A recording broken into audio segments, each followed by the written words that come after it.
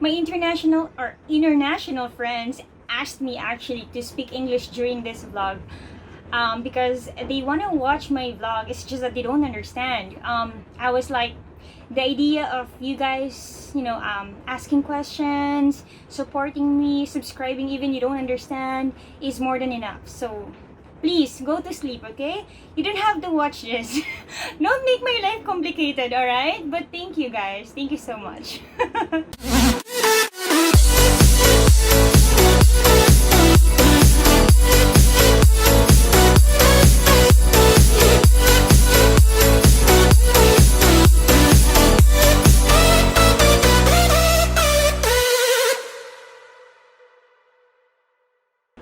Hi belekoys! Welcome back to my YouTube channel. Kumusta kayo guys? As always, magkamustahan tayo, okay? Ako okay naman. Minsan nasa taas, minsan nasa baba. Gulong ng palad, ang buhay ay gulong ng... Tsara! Okay! Grabe. Last ko na yan, promise. Last na yan. So, nakikita niyo naman, di ba? My first ever mukbang, you guys.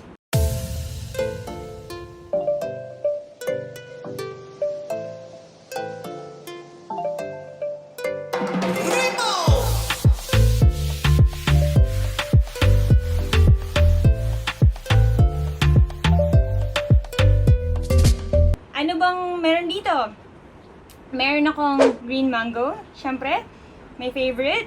Meron din akong santol or cotton fruit. Then, salt with chili, and then shrimp paste, tomato, onion, chili of course, and then I added chicharon, crispy pork, yeah. Weird ba? Ako lang ba yung ganun? Pero yeah, masarap siya actually pag may chicharon din. Actually, favorite ko talaga to. Yung mangga, yung mga santol, yung lahat ng maasim, sobrang favorite ko. And since bawal pa nga lumabas, di why not kumain muna tayo, di ba? Last night, nag-post ako nito. I encourage everyone to ask a question and sobrang na-overwhelmed ako kasi ang daming nagtanong and yung iba ang hirap sagutin. Yung iba naman sobrang lap trip lang. Pero sasagutin ko pa rin lahat ng yan. So I can't wait, you guys. Let's eat. Well, let's eat habang sinasagot ko yung questions ninyo.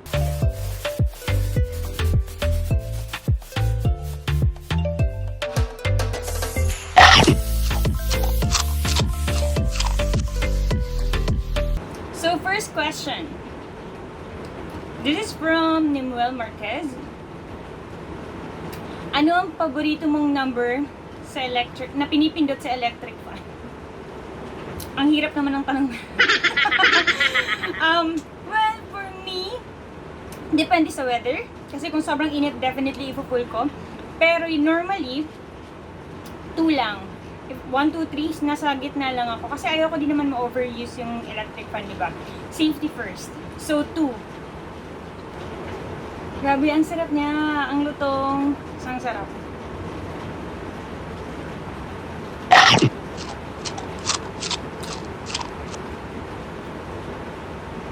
Naalala ko lang dati, yung mga friends ko nung elementary,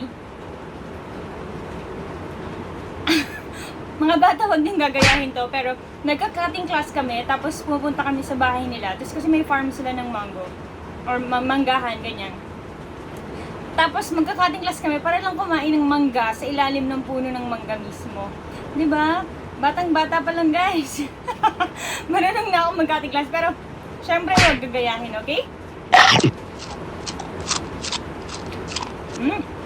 Na-try niyo na ba yung bagoong na may chicharon? You guys, a must try, okay? Subukan nyo. Masarap siya actually. Question number 2. Bakit belekoys? I'm glad kasi may nagtanong nito. Belekoys kasi actually recently ko lang din, 'di ba, yung sa previous vlog ko sinabi ko na bago ko lang din nalaman yung na-discover yung word na yon, belekoys. And ang cute niya lang, sobrang cute lang. Tapos nalaman ko, pastry pala siya, like dessert. So, bakit belekoys? Kasi di ba pag kakain tayo, ang nilook forward natin is dessert right after meal.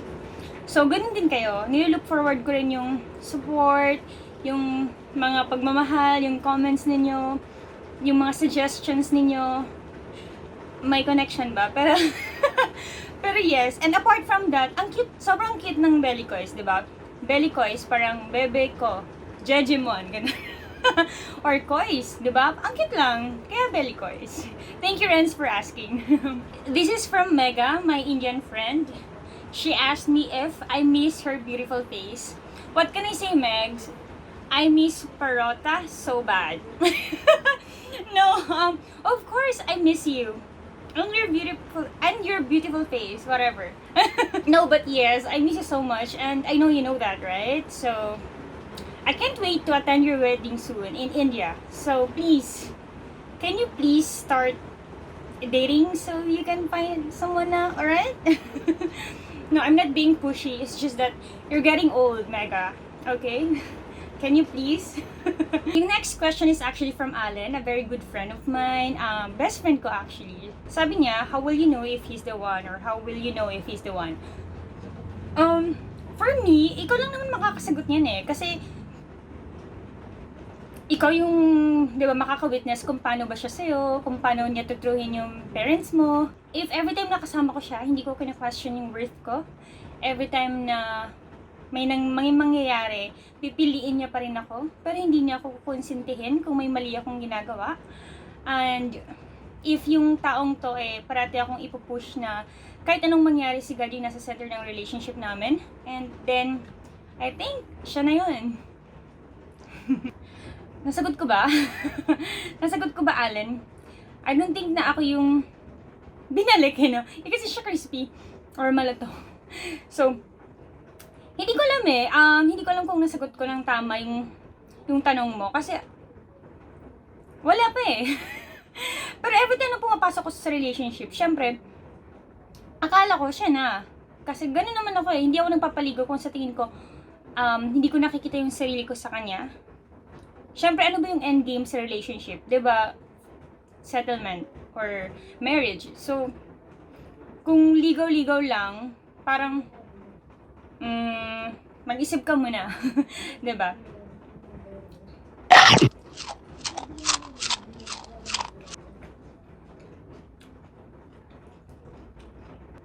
Next question from Pearl. Wingsy. Mukbang daw ba or skincare? Ang hirap Well, dahil nagmumukbang ako ngayon, obviously mukbang. Pero syempre, hindi ko pwede disregardin yung, or i-disregard yung skin. Kasi, puhunan yan eh.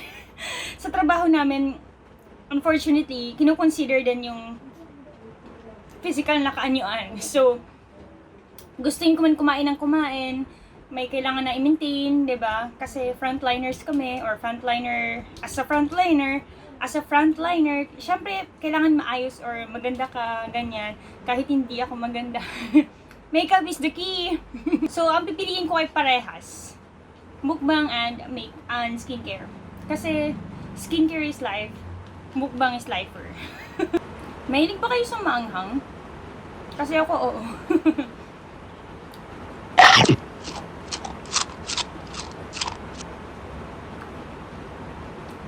Kasi yung papa ko, nung bata pa lang ako, ang hiling niya na talaga mag-prepare ng mga spicy food. So, nasanay na lang din ako. As early as elementary days, I think, gusto ko mahilig na ako kumain ng mga spicy food. So, ayun. At saka, nakakagana siya kumain. Di ba?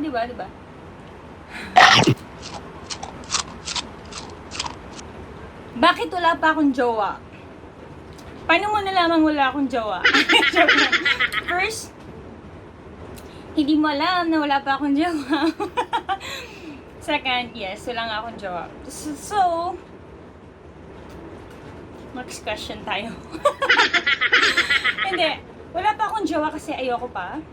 Ewan ko, I guess hindi pa ako ready emotionally. I don't know. Pero, syempre, pag may dumating naman na, hindi ko rin naman mapipigilan yun, diba? So, tingnan natin. Pero ngayon kasi, hindi pa ako nagpapaligaw. Alam nyo guys, pag hindi nyo nakikita yung babae as wife, huwag nyo nang ligawan. Please. Ewan kung mature ba akong mag-isip, pero kasi kung lalandiin nyo lang din, masasaktan lang yung tao, matutrauma. Tapos pag may lumapit ng tamang tao, matatakot na siya.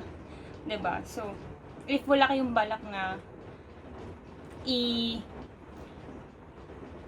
i-level up yung relationship into husband and wife thing, then wag na lang. Wag na lang kayong magparamdam. Ngayon, alam mo na. So, mag-isip-isip ka ha.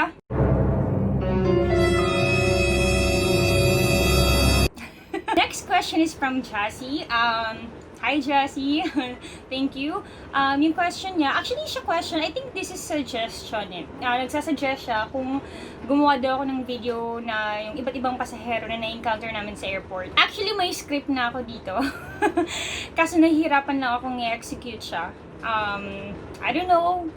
Pero soon, why not, diba? Pero if ngayon kailangan kong sumagot, yung favorite ko na lang, favorite kong passengers yung mga wala ka pang ginagawa, naghahanap na ng manager. So mga ganito. Nes, gusto ko ng window seat. Tapos syempre magpapaliwanag ka, ma'am, unfortunately, there's no window seat available since this flight is full. Ganyan. However, you can do check-in, online check-in next time so you can choose your seat, okay? Tapos sasabihin, asan yung manager nyo? Tawagin mo, asan yung manager? Mga ganun pasahero. Mga excess ng 2 kilos, ganyan. Tapos, syempre, sasabihin mo na, ma'am, sorry, excess po tayo, kailangan po natin magtanggal, or pwede naman pong magbayad.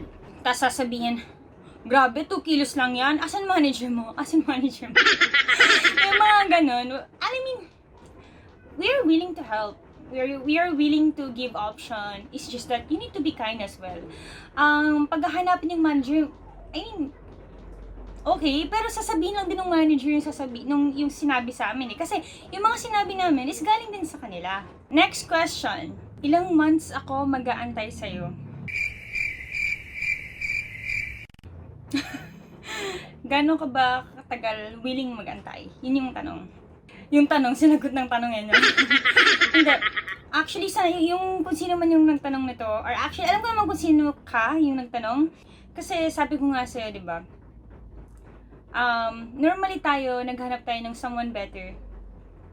And, please take note that that certain person deserves someone better also. So, that certain person deserves someone better as well. So, minsan kasi ganito yung standard natin, pero hindi naman tayo ganun.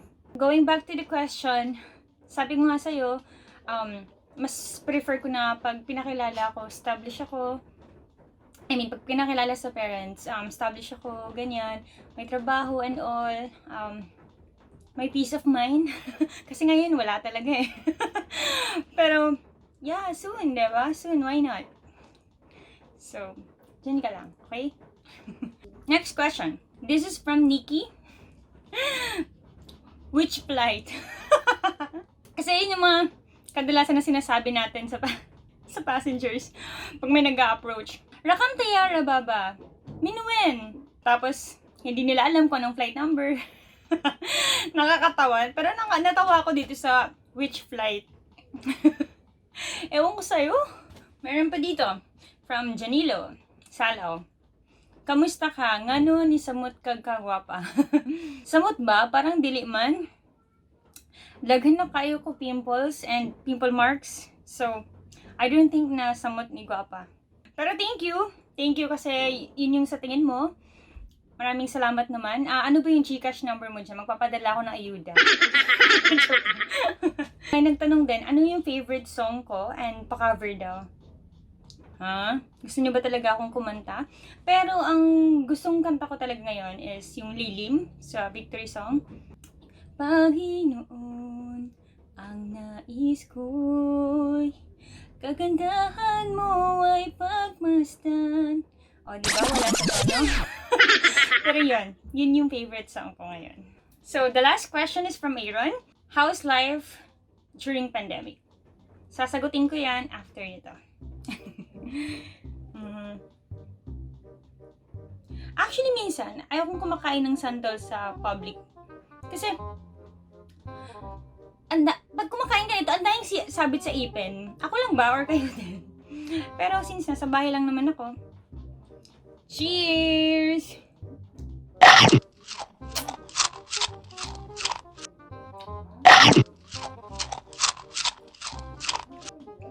Going back to the question. How's my life during pandemic? Well, I was able to rest physically since bawal nga lumabas. Pero, psychologically, emotionally, tired is so underrated to describe kung ano yung nararamdaman ko. Nahirapan akong matulog. If, sabi nga, diba, if overthinking is sports, probably gold medalist ako. However, turning point to for me din, kung saan nga ba naka-anchor yung faith ko? Sa work ba? Sa finances ko ba? Sa family? Or kay God? I believe na He will not allow this to happen. God will not allow this to happen if He will not bring good out of it. Keep the faith lang, belekoys. May follow-up question siya eh. Ano po ba to? And what do you think your life after that? I guess, mas ma-appreciate ko yung mga bagay-bagay, kahit maliit ba yan or malaki. And yung realization ko talaga is, health is everything. Ang work, makakahanap pa tayo niyan ng ibang, ang work, makakahanap pa tayo, pwede nating palitan yan, pero yung health, hindi na. Quality time with family, stay healthy. Yun, stay healthy talaga. Tas save. Hanggat kaya mo, mag-ipon ka. Okay? And then, walang permanente sa mundong ito. Yun yung mga realization ko lately. Keep the faith, pray often, and we can win this battle. Yeah? So, stay strong. Okay? Laban lang. If pagod, magpahinga lang. Pero hindi susuko. Okay? Kaya yan. Maging optimistic lang tayo. Let's see things pa rin in a positive way. Sabi nga ni Catriona Gray, try to see things with silver linings. Yun naman yun eh. Yun lamang po. Thank you so much sa panonood. And again, kung nagustuhan ninyo ang video na to, please don't forget to like, share, and subscribe to my YouTube channel, MKTV, and press nyo na rin yung notification bell para ma-notify kayo sa next video ko. So, again, this is MKTV saying, let's wonder together soon. For now, stay safe, stay healthy. Okay? Bye!